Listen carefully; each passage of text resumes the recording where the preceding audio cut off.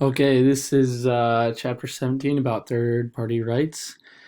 And so this talks about assignments, delegations, and some other things. First off, the book describes the assignment as a transfer of contractual rights. And so it is said that this is mainly done by banks with loans and other stuff to businesses that work with banks.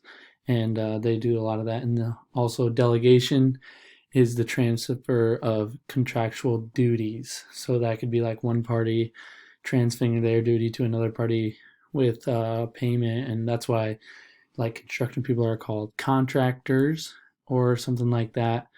And also, like a lot of like plumbing and flooring companies do that. And so there's four terms that come along with these. Well, first is the assigner, which assigns the rights. Second is the assignee, which is who gets the rights assigned to them. Next is the obligee and the obligator. The obligee is the duty or the obligation who is owed rights, and then the obliger is the person that has to perform the duty. And so an assignment, kind of the little overview, is it can be done orally or written, as long as, unless it's under the statutes of fraud, which we talked about last time. So then obviously it must be written in electronically or on paper. And also, contracts can be explicitly like clear that they cannot be assigned. Um, Delegations, they are duties, or sorry, for delegations, the delegator is the party that is delegating. The delegatee is the party who is getting that delegated to.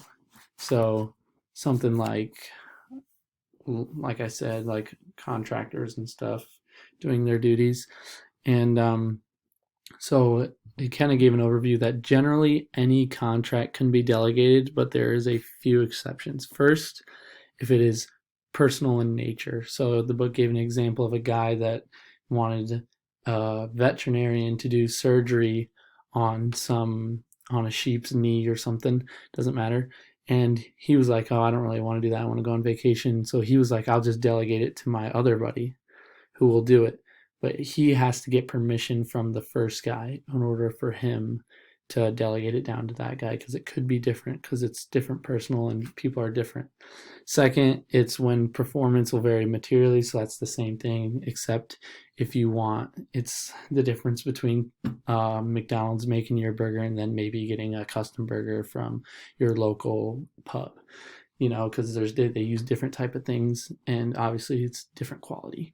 Third, if the contract prohibits delegation. So if you can't delegate, then you can't. Um, so the obligee must accept performance from the delegatee. So, and that's yeah, that's that. And when a party benefits a third person, they also have rights. So in these third person, there's usually two types of beneficiaries. The first is a creditor, and the second is a donee. And so the creditor is if one party pays debt of a different party to a third party. So it would be person A pays the debt that person B owes to person C. So that would be the creditor. That's like what banks do with loans, where you can pay off a mortgage or something, but eventually you're going to have to pay the bank back, unless it is a what they call a donee, like donation, and that is more considered a gift, like if your grandparents pay for your Xbox Live subscription.